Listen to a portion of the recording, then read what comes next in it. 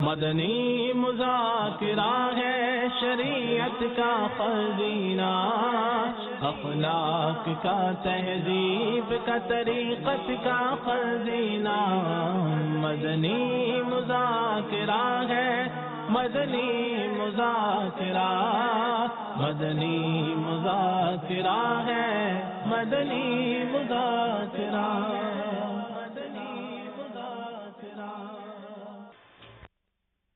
سیدی الطاہرہ سیدی الطاہرہ سیدی الطاہرہ سیدی الطاہرہ مرشدی الطاہرہ مرشدی الطاہرہ سیدی الطاہرہ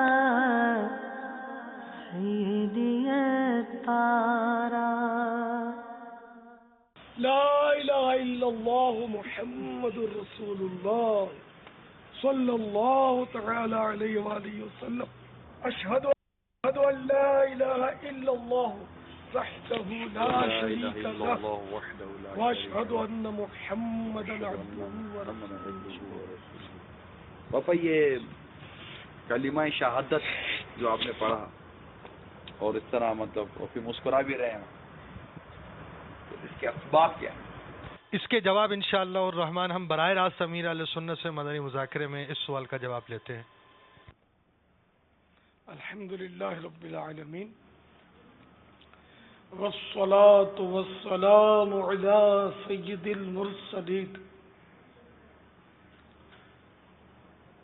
اما بعد فاعوذ باللہ من الشیطان الرجیم، بسم اللہ الرحمن الرحیم، الصلاة والسلام علیک یا رسول اللہ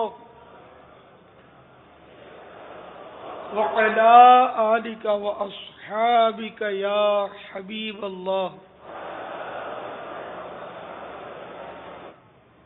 الصلاة والسلام علیک یا نبی اللہ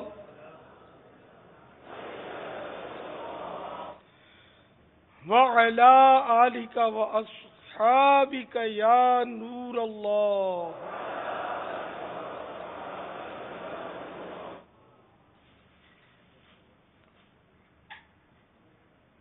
نویت سنت الاعتکاف۔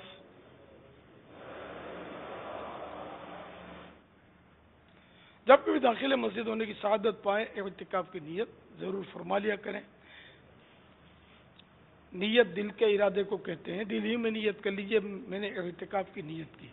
یاد رکھیے مسجد کے اندر کھانا پینا، سونا، سحری، افطار، آب زمزم شریف پینا، دم کیا ہوا پانی پینا وغیرہ اسی صورت میں جائز ہوتے ہیں جبکہ اعتکاف کی نیت کی ہوئی تھی۔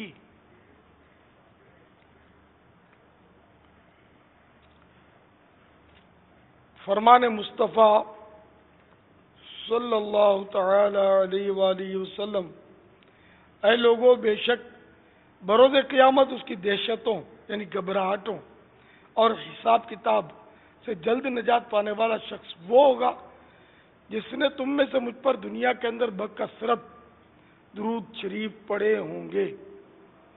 صلو علی الحبیب صلی اللہ تعالی علی محمد۔ 1437 ہجری کے ماہ رمضان المبارک کا 10واں روزہ عصر کی نماز پڑھ کر عاشقان رمضان عالمی مدنی مرکز فیضان مدینہ میں جمع ہیں۔ مدنی مذاکرے کا سلسلہ ہے۔ آپ سوالات کیجیے، ہر سوال کا جواب وہ بھی بے ثواب دے پاؤں گے ضروری نہیں، بن پڑا تو عرض کرنے کی کوشش کی جائے گی، بھول کرتا پائیں فوراً میری اصلاح فرمائیں۔ مجھے آئیں بائیں شائیں کرتا اپنے موقف پر بلا وجہ اڑتا نہیں، شکریہ کے ساتھ رجوع کرتا پائیں گے انشاءاللہ عز و جل۔ صلو علی الحبیب صلی اللہ تعالی علی محمد۔ ابھی ساؤتھ افریقہ کا منظر دیکھا، تو وہ میرے لیے، میں پہلی بار گیا تھا، نئی جگہ تھی کسی اسلام بھائی کے گھر، تو پانی، اور اچھا وہ پانی بھی میں نے پہلی بار اس طرح کا دیکھا کہ وہ کچھ تالاب تھا، تالاب پر بھی کچھ جال بچھا ہوا تھا کہ وہ گرے تو ڈوبے نہیں.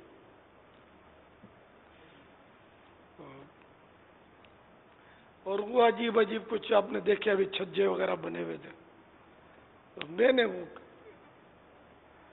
واہ واہ بہت اچھا ہے، کیا خوب ہے، یہ اس طرح کرنے کے بجائے کلمہ سنا دیا پڑھ کے کہ چلو ان چیزوں کو بھی اپنے ایمان پر گواہ کر دیتے ہیں. تو یہ اس میں فائدہ ہوگا. فضول باتیں عام طور پر ہمارے یہاں اس کی پنچاتیں ہوتی ہیں، یہ کیسے ہے، کیوں ہے، کس طرح بنوایا، کب بنوایا، کتنی لاگت آئی. تو اب اس کا حاصل کچھ ہوتا نہیں ہے. ہاں خود اپنے آپ بھی بنوانا ہو نا تو بندہ اس طرح کے سوال جواب چلو کرے، اپنے کو بنوانا تو ہی نہیں، نہ کوئی اپنا مزاج ہے اس طرح کے انداز کا. تو خیر، تو جب بھی کہیں ایسی جگہوں پر جائیں تو ہو سکے یاد آئے تو کلمہ پڑھ کے اپنے ایمان کا گواہ بنا لینا چاہیے ان چیزوں کو، درختوں کو، پہاڑوں کو، ٹیکروں کو، سمندروں کو. رفیق الحرمین صفحہ نمبر 158 پر ایک حکایت لکھی ہے. حضرت سیدنا ابراہیم واسطوی علیہ رحمت اللہ القوی نے ایک بار حج کے موقع پر میدان عرفات میں 7 کنکر ہاتھ میں اٹھائے اور ان سے فرمایا، اے کنکرو، اسٹون، لٹل اسٹون جو ہوتے نا کنکر، اے کنکرو تم گواہ ہو جاؤ کہ میں کہتا ہوں لا الہ الا اللہ وان محمد عبدہ ورسولہ صلی اللہ تعالی علیہ وآلہ وسلم. اللہ تعالیٰ کے سوا کوئی معبود یعنی عبادت کے لائق نہیں، اور محمد صلی اللہ تعالی علیہ وآلہ وسلم اس کے بندہ خاص اور رسول ہیں. پھر جب سوئے تو خواب میں دیکھا کہ محشر برپا ہے اور حساب کتاب ہو رہا ہے، ان سے بھی حساب لیا جاتا ہے اور حکم دوزخ سنایا جاتا ہے. اب فرشتے سوئے جہنم لیے جا رہے ہیں. جب جہنم کے دروازے پر پہنچتے ہیں تو ان 7 کنکروں میں سے ایک کنکر دروازے پر آ کر روک بن جاتا ہے، رکاوٹ بن جاتا ہے. پھر دوسرے دروازے پر پہنچے، دوسرا کنکر اسی طرح دروازے کے آگے آ گیا. یوں ہی جہنم کے 7 دروازوں پر ہوا. پھر ملائکہ عرش معلیٰ کے پاس لے کر حاضر ہوئے.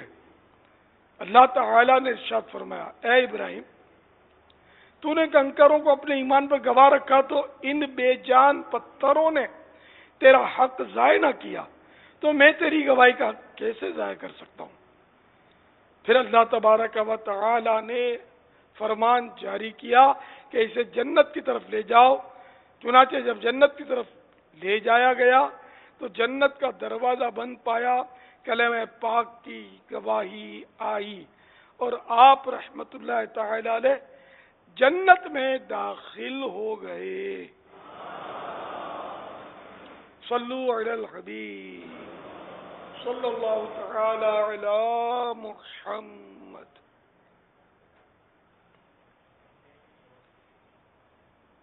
السلام علیکم ورحمۃ اللہ وبرکاتہ. وعلیکم السلام ورحمۃ اللہ وبرکاتہ. میں تیری بات آ رہی ہوں کہ شاید الفت سے بول رہی ہوں. اگر میں روزہ رکھتی ہوں اور نماز بھی پڑھتی ہوں، پھر میں اپنی دوستوں کو بتاؤں تو پھر مجھ کے کتنا ثواب ملے گا؟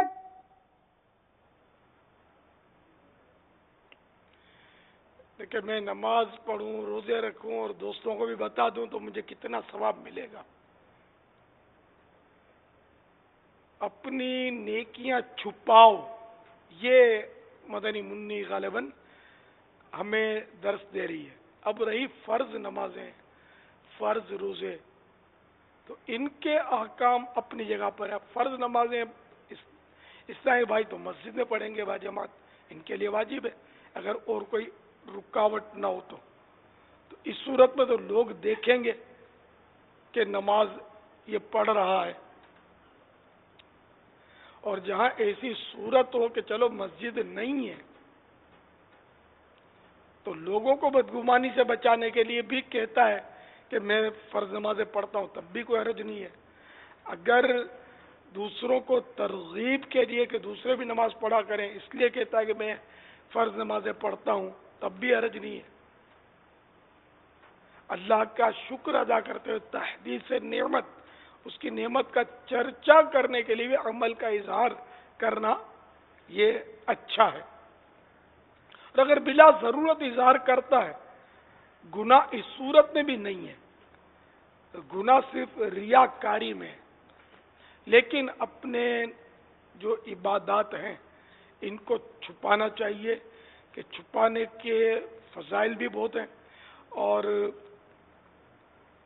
اس میں خطرات بھی کم ہیں، ورنہ چھپاتے نہیں ہیں تو خطرات بہت ہیں کہ لوگ تعریف کریں گے، واہ واہ کریں گے، تعجب کی نظر سے یا تحسین کی نگاہ سے دیکھیں گے کہ واہ بھائی ماشاءاللہ بڑا نیک آدمی ہے، ہاتھ چومیں گے، گڑ گڑا کر عاجزی کے ساتھ دعا کا کہیں گے، تو یہ سب وہ تو ثواب کا کام کر رہے ہوں گے، لیکن جس کے ساتھ یہ کیا گیا نا وہ بہت بڑے خطرے میں پڑ جاتا ہے، حب جاہ میں، کبھی ریا میں پھول پڑتا ہے، اپنے آپ کو کچھ سمجھتا ہے، تو یوں یہ ہلاکت میں اس طرح پڑ سکتا ہے اپنے اعمال کو ظاہر کرنے والا۔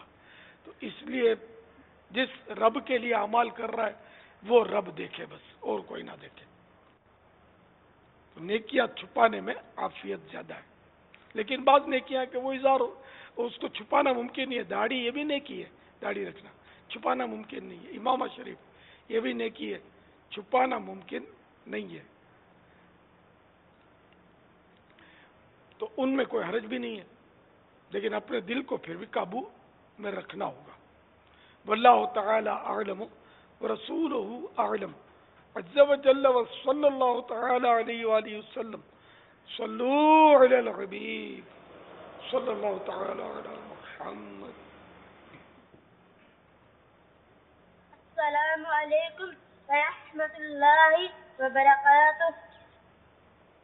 وعلیکم السلام ورحمۃ اللہ وبرکاتہ۔ میرا نام محمد دانش اطاری ہے، مدرسۃ المدینہ فضل المدینہ، فتح پور سکیالہ، کشمیر سے۔ الحمدللہ عز وجل، میں جب سے مدرسۃ المدینہ میں داخل ہوا ہوں، 5 نماز تہجد، اشراق و چار، والدین کے ہاتھ چومنا، مدنی اعلانات پر عمل کرنے کی شہادت ملتی ہے۔ مجھے گھر سے یہ بہت کم ملتا ہے۔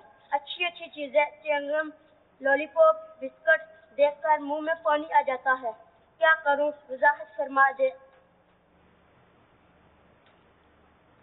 یہ خرچ کم ملتا ہے، غربت تو غریبوں کے گھروں کے تو بچے زیادہ تر مدارس میں، جامعات المدینہ میں اور عالم دین بننے کی طرف زیادہ تر غریب لوگوں کا رجحان ہوتا ہے۔ مالدار تو کے جی اس میں اپنے مشنریز اسکول ہوتی ہے، پتہ نہیں کون کون سی اسکول ہوتی ہے، غیر مسلموں کی اسکولز میں یہ معاذ اللہ ہمارے یہاں اعلیٰ مانی جاتی ہے، حالانکہ گھٹیا ہی ہے، ان میں ایمان کے خطرات ہوتے ہیں۔ ان میں داخل کرانے پر فخر محسوس کرتے ہیں تو غریب ہو جاؤ، قرآن پڑھاؤ، یا غریبوں جیسے بن جاؤ اور بچوں کو قرآن پڑھاؤ، حفظ قرآن کراؤ، علم دین پڑھاؤ، عالم دین بناؤ، مفتی اسلام بناؤ، کہ حقیقی مالدار یہ لوگ ہیں۔ قیامت میں مالدار شفاعت نہیں کریں گے، علماء شفاعت کریں گے۔ قیامت میں یہ ایجوکیٹڈ، پڑھے لکھے جس کو کہتے ہیں نا دنیا میں، یہ شفاعت نہیں کریں گے، حافظ قرآن شفاعت کریں گے۔ یعنی وہ پڑھائی کی وجہ سے نہیں کریں گے. آپ کو پڑھا ہوا ہے انگریزی وغیرہ اور واقعی وہ اللہ کا نیک بندہ بھی ہے ساتھ ساتھ میں, وہ شفاعت کرے وہ دوسری ایک بات ہے, تو مستثنیات تو ہوتے ہی ہیں, لیکن جو جنرل باتیں وہ کر رہا ہوں کہ مالدار جو ہے وہ اپنے مال کی وجہ سے شفاعت نہیں کرے گا. عالم دین اپنے علم دین کی وجہ سے شفاعت کرے گا. عالم کو روکا جائے گا قیامت کے روز, ٹھہرو شفاعت کرو. اور عالم تو وہ خوش نصیب فرد ہے کہ قیامت کے روز جنت میں چلے جائیں گے نا, جنت میں بھی عالم کی ضرورت پڑے گی لوگوں کو, جنتیوں کو. وہ اس طرح کہ اللہ تعالیٰ کا حکم ہوگا مانگو کیا مانگتے ہو, تو یہ علماء سے مشورہ کریں گے کیا مانگیں, حضرت آپ بتائیں کیا مانگیں, تو علماء بتائیں گے کہ یہ مانگو وہ مانگو. یہ حدیث پاک کا مضمون ہے. تو عالم کی بول بالا ہے, سرمایہ دار کی بول بالا نہیں ہے. وزراء کی اور پرائم منسٹر یا پریزیڈنٹ یا بادشاہ یا وزیر یا مل آنر یا کارخانے دار, ان لوگوں کی نہیں ہے. مطلب وہاں چاندی عالم کی ہے. عالم کی بول بالا, عالم کی وہاں عید ہوگی.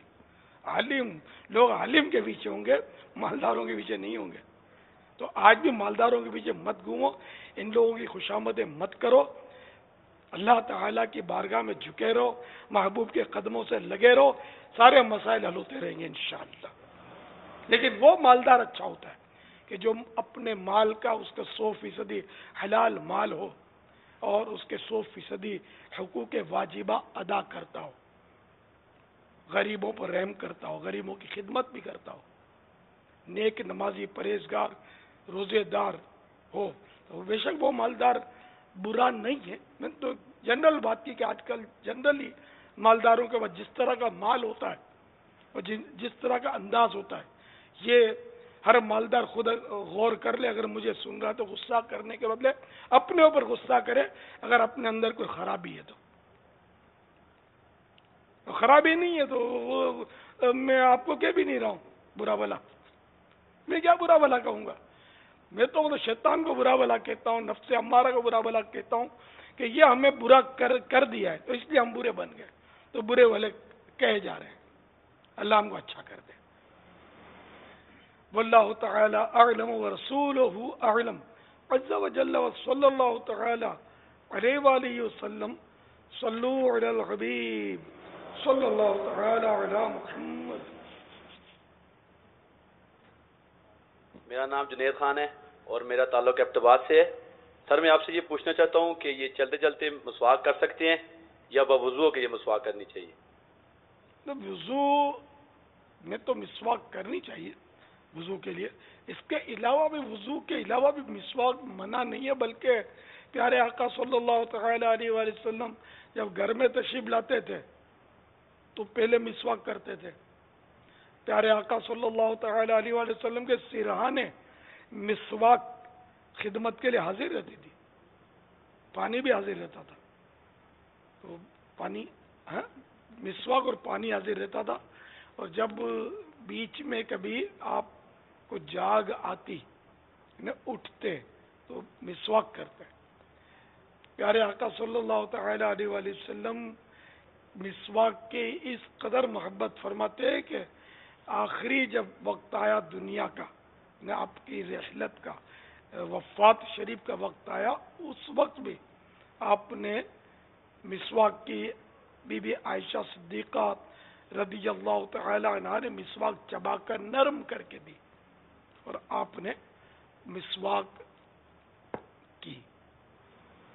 تو پتہ چلا دوسرا بھی نرم کر کے مسواک دے سکتا ہے اگر کوئی اور اس میں مانے کوئی رکاوٹ نہ ہو تو. یعنی کہ یہ جو جراثیم لگ جائیں گے اور یہ ہو جائے گا نا, ایسا مطلب ہر صورت میں نہیں ہوتا. تو یہ پیارے آقا صلی اللہ تعالی علیہ وآلہ وسلم نے مسواک کی وصال ظاہری سے پہلے, اپنے انتقال شریف سے پہلے. بی بی عائشہ صدیقہ رضی اللہ تعالی عنہ کو اس پر فخر تھا کہ اللہ تعالی نے پیارے نبی صلی اللہ تعالی علیہ وآلہ وسلم کے ظاہری انتقال سے پہلے سرکار صلی اللہ تعالی علیہ وآلہ وسلم کے مبارک تھوک لعاب دہن کے ساتھ میرے تھوک کو ملا دیا. تو الغرض مسواک تو کر سکتے ہیں، تو چلتے چلتے بھی مسواک کرنے میں کوئی حرج نہیں ہے. یہ سفر مدینہ میں نے بارہا دیکھا ہے. اہل عرب جو ہوتے ہیں ڈرائیور، وہ نیند چڑھتی ہے کہ منہ میں مسواک گھماتے رہتے ہیں تاکہ نیند اڑے، نیند نہ آ جائے، ایکسیڈنٹ نہ ہو جائے رات میں. یہ دیکھا ہے. تو مسواک میں کوئی حرج نہیں ہے. واللہ تعالی اعلم ورسولہ اعلم عز وجل وصلی اللہ تعالی علیہ وآلہ وسلم. صلو علی الحبیب صلی اللہ تعالی علی محمد. سوال کے آخری حصے میں سائل نے یہ بھی کہا کہ ہم باوضو ہو کر مسواک کریں یا ایسے ہی کر لیں؟ وہ مسواک تو ویسے بھی وضو سے پہلے کی جاتی ہے نا، وضو سے پہلے مسواک کرنی ہے. لہذا جب بھی وضو کریں تو ہاتھ دھونے سے پہلے مسواک پکڑ کے برش کا جو حصہ ہوتا ہے اس کا ریشے کا وہ دھو کر مسواک کریں. پھر 3 مرتبہ جو ہاتھ دھونے کا طریقہ ہے ہاتھ دھوئیں اور اس کے بعد کلیاں کریں اور اسی طرح وضو کی ترکیب رکھیں. البتہ اگر استنجا خانے سے نکلے اور ہاتھ وہاں نہیں دھوئے تھے تو اب ظاہر کہ طبعی طور پر کراہیت آتی ہے کہ بعضوں کا ہاتھ ایسی جگہوں پر لگتے ہیں. تو اب ایسی صورت میں اگر ہاتھ دھونا چاہتا ہے کراہیت آ رہی ہے تو اب سنت تنظیف صفائی کی سنت ادا کرنے کی نیت سے بے شک ہاتھ دھو لے اور مسواک کرے اور پھر وضو کے لیے ہاتھ دھوئے. واللہ تعالی اعلم ورسولہ اعلم عز وجل وصلی اللہ تعالی علیہ وآلہ وسلم. صلو علی الحبیب.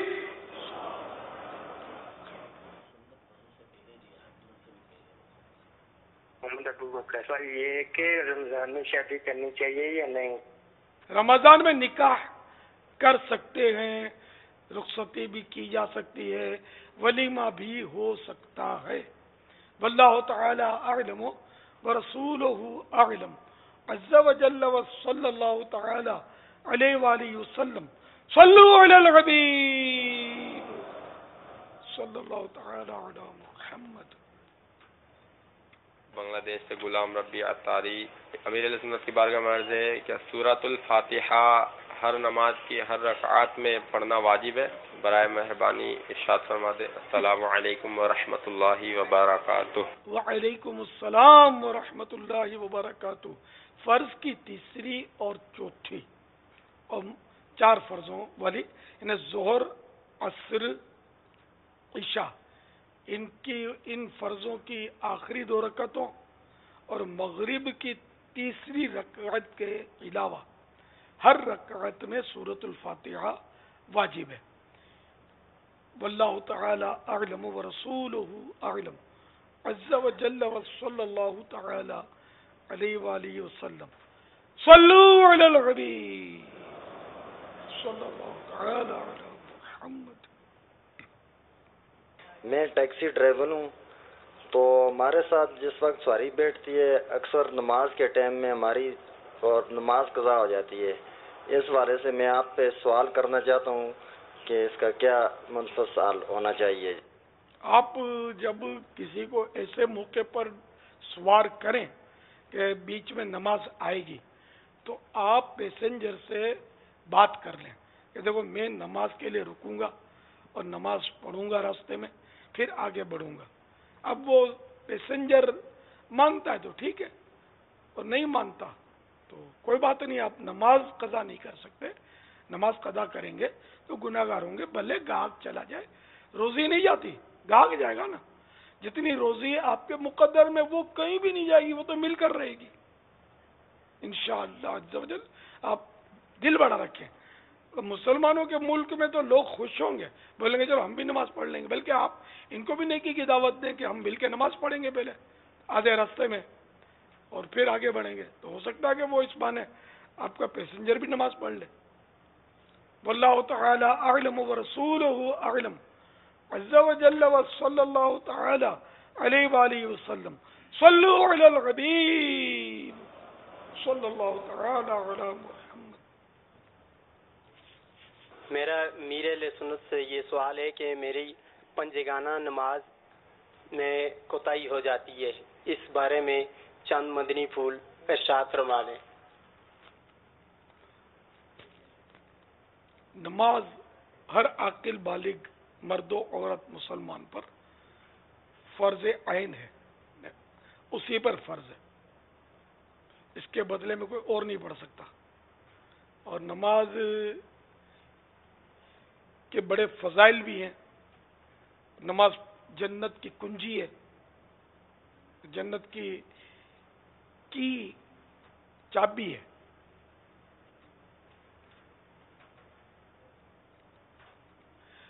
اور نماز جنت میں لے جائے گی، اور نماز نہ پڑھنا جہنم کا حقدار بنا دے گا. کہ جو ایک نماز جان بوجھ کر ترک کر دیتا ہے، اس کا نام جہنم کے اس دروازے پر لکھ دیا جاتا ہے جس میں سے وہ داخل ہوگا، جس میں سے گزر کر وہ جہنم میں داخل ہوگا. اور جہنم سنا تو بارہا ہے، اس کا عذاب اتنا سخت ہے، اتنا سخت ہے، اتنا سخت ہے کہ جہنم کو اگر سوئی کی نوک کی برابر کھول دیا جائے تو ساری دنیا جو ہے نا، یہ اس کی تپش یعنی اس کی گرمی اور بدبو سے مر جائے.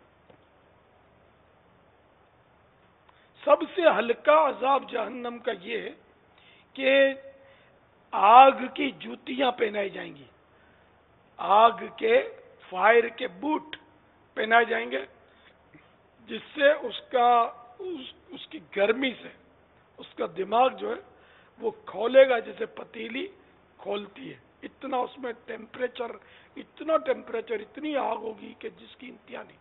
ہم اس کو دنیا میں سوچ بھی نہیں سکتے. یہ سب سے لائٹ عذاب ہے. آج دنیا میں اگر جوتے، عید میں بہت سو کو آزمائش ہوتی ہوگی، عید میں نیو بوٹ لیتے ہیں تو وہ اندر میں پاؤں جا کر وہ کہیں کہیں چبھتے ہیں، کٹ بھی لگاتے ہیں تو کتنی تکلیف ہوتی، چل نہیں سکتا آدمی. تو وہ جوتے ہی آگ کے ہوں گے تو اس میں تکلیف کتنی ہوگی. دنیا میں تو آدمی پہن ہی نہیں سکتا نا آگ کے جوتے، پہنے تو مر جائے چیخے مار مار کے، وہاں موت بھی نہیں آئے گی. تو یہ سب سے لائٹ عذاب ہے، تو اس سے بڑا عذاب کیسا سخت ہوگا. تو اگر اور نماز ترک کرنے پر تو بڑے بڑے عذاب ہوں گے، یہ تو چھوٹا عذاب ہے. یہ تو اس پر آدمی غور کرے کہ میں سب سے کسی چھوٹے گناہ پر اگر پکڑا گیا، اور چھوٹے گناہ جیسے کہ جھوٹ بولنا، ایسا جھوٹ بولنا کہ جس میں دوسرے کو نقصان نہیں پہنچتا، بندے کا حق نہیں مارا جاتا، تو ایسا جھوٹ بولنا یہ چھوٹا گناہ ہے. اگر اسی چھوٹے گناہ پر، اسی صغیرہ گناہ پر، گناہ صغیرہ بھی بولتے چھوٹا گناہ، تو اسی پر اگر آگ کے جوتے پہنا دیے گئے تو کیا کریں گے؟ داڑھی منڈانے پر آگ کے جوتے پہنا دیے تو کیا کریں گے؟ داڑھی کاٹ کر ایک مٹھی سے چھوٹی کر دینے پر، ایک بار کی وجہ سے، ایک بار کیا، بار بار کرنا تو پھر اس کو کبیرہ بنا رہا ہے نا گناہ. ایک بار کیا چھوٹی کی، اسی کی وجہ سے اگر آگ کے جوتے پہنا دیے گئے تو کیا کریں گے؟ کوئی گزرا، آپ نے اس کو جھاڑ دیا، تو یہ کسی کو جھاڑ کر دل دکھانا تو بڑا گناہ ہے. چلو اس پر چھوٹا ہی عذاب ہو گیا، آگ کی جوتیاں، پاؤں میں آگ کے بوٹ پہنا دیے گئے تو کیا ہوگا؟ ایک نماز کی جماعت جان بوجھ کر چھوڑ دی بلا اجازت شرعی، ایک جماعت چھوٹ گئی فرض نماز کی، آگ کی جوتیاں پہنا دی گئی، کیا کریں گے؟ माँ की नाफरमानी की, बाप की नाफरमानी की, आग की जूतियां पहना दी गई, तो क्या करेंगे? काफिर की मिसाल दी गई है कि उसको अगर ये कहा जाए क़याम जहन्नम में जब ये अजाब होगा उसको आग की जूतियां पहनाने का, और उसको कहा जाए कि अगर तुझे दुनिया और इस दुनिया में जो कुछ भी है सब तुझे दे दिया जाए, और फिर तुझे कहा जाए कि ये आग की जूतियां जो तेरे पाँव में, इसके फिदिये में तू दे दे, इसके बदले में तू इन्हें फाइन दे दे ये सारा, और तुझका तेरा ये अजाब दूर हो जाए तो तू ये सारा फाइन में, फिदिये में दे देगा। तो वो कहेगा कि बिल्कुल मैं सारी दुनिया और इसकी जितनी भी इसमें जो भी नेमतें, जो भी दौलतें, सब दे दूंगा, सारे प्लाजे, सारे जितनी बिल्डिंग है सब, है ना, वो देने के लिए दुनिया और इसमें जो कुछ है, दुनिया व माफिहा, दुनिया और इसमें जो कुछ है वो सब दे दूंगा, मुझे इस अजाब से अगर छुटकारा मिलता हो। ये बुखारी शरीफ की हदीस का मजमून है।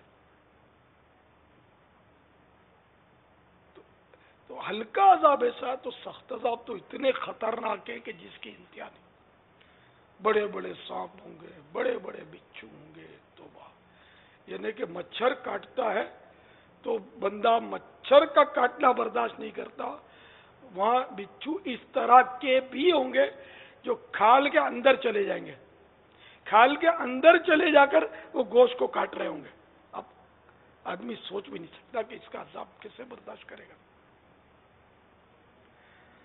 खोलते हुए पानी, गर्मा गर्म पानी, यानी कि दुनिया का गर्म पानी हम बर्दाश्त नहीं कर सकते, खुदा जाने वो गर्म कैसा होगा, उससे नहलाया जाएगा। बादल आएंगे, ढारस होगी कि शायद बारिश बरसेगी, बारिश बरसेगी, बड़े बड़े पत्थरों की बारिश बरसेगी, दोज़खियों पर तोड़ फोड़ डालेगी। अल्लाह ताला हमें एक लम्हे के करोड़वें हिस्से के लिए भी अजाब ना दे। खुदा की कसम, एक लम्हे के करोड़वें, अरब में, खरब में हिस्से का अजाब भी कोई बर्दाश्त कर ही नहीं सकता। और अल्लाह ताला का वादा है, लअम्लअन्न जहन्नम, हम जहन्नम को जरूर भरेंगे, जहन्नम भरी जाएगी। अल्लाह ताला उस भरने में हमें शामिल ना फरमाए, हमें बचा ले। हम जन्नत का बेहिसाब दाखिला चाहते हैं। तो मेरे मीठे मीठे प्यारे प्यारे साईं भाइयों, सब के सब ज़हन बना लो कि अब चाहे कुछ भी हो जाए, हमारी कोई नमाज कज़ा नहीं होगी।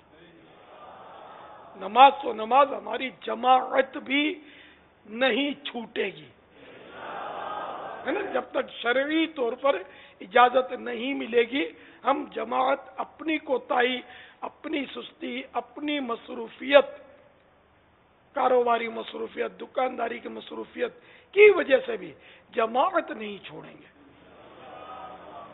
झूठ नहीं बोलेंगे, गाली नहीं निकालेंगे, गीबत नहीं करेंगे, गीबत नहीं सुनेंगे, बदगुमानी नहीं करेंगे, बदनिगाही नहीं करेंगे, दाढ़ी नहीं मुंडाएंगे, एक मुट्ठी से नहीं घटाएंगे, है। इस तरह के जितने भी गुनाह हैं सबसे हम तौबा करते हैं।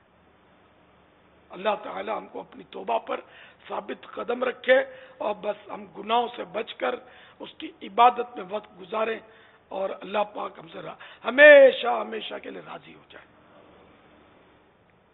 अफ़्ज़ कर और सदा के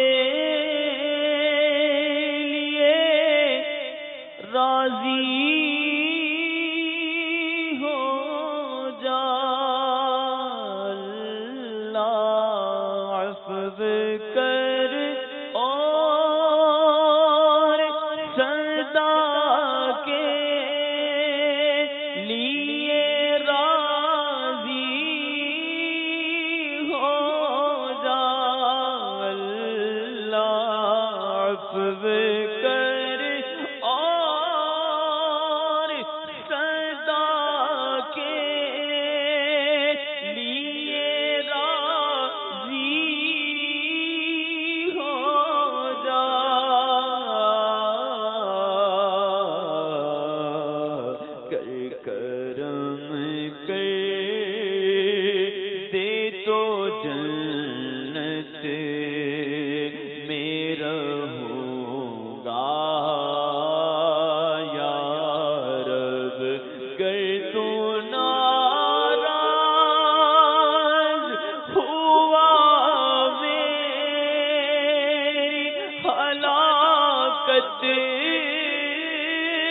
ہوگی اللہ گر تو ناراض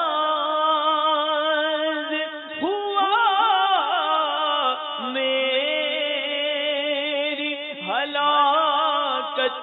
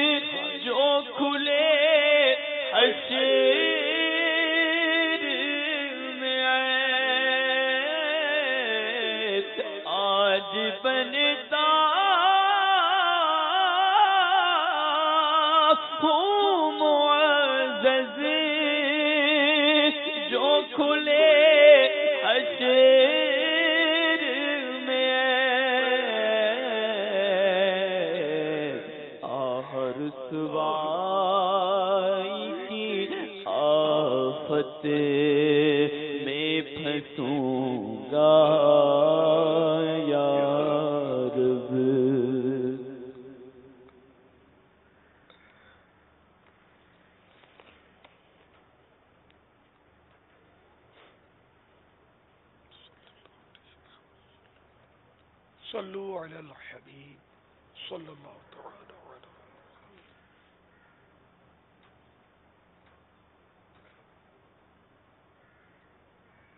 میرا نام ڈاکٹر شاہد مغل ہے، میرا تعلق سکھر سے ہے۔ پوچھنا چاہتا ہوں کہ عید والے دن کس رنگ کے کپڑے بچوں کو سلوانے چاہیے؟ پسندیدہ رنگ ہو اسلامی نقطہ نظر سے۔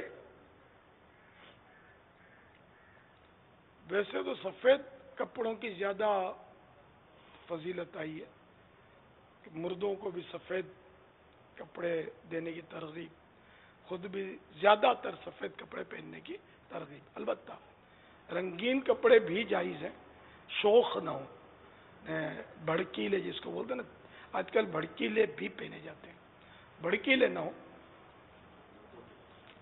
مردوں کے لیے، عورتوں کے لیے تو بھڑکیلے پہن سکتی ہے، بھڑکیلے پہن کر بازاروں میں گھوم نہیں سکتی ہیں۔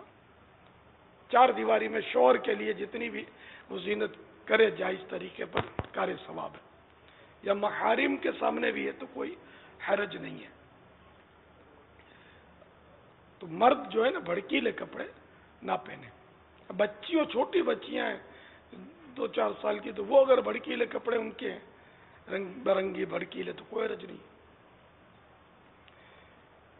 ہو، مطلب سنتوں بھرے لباس ہوں۔ اگر بچوں کی ابھی سے عادت ڈالی جائے نا، بولتے بچہ ہے ابھی تو بچہ ہے، تو یہ پھر بچے کا ذہن بن نہیں پاتا۔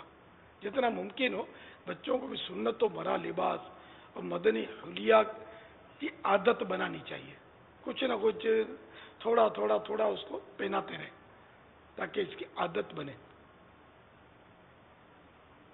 بڑوں کو بھی چاہیے کہ وہ عید کے کپڑے سنتوں بھرا لباس سلوائیں۔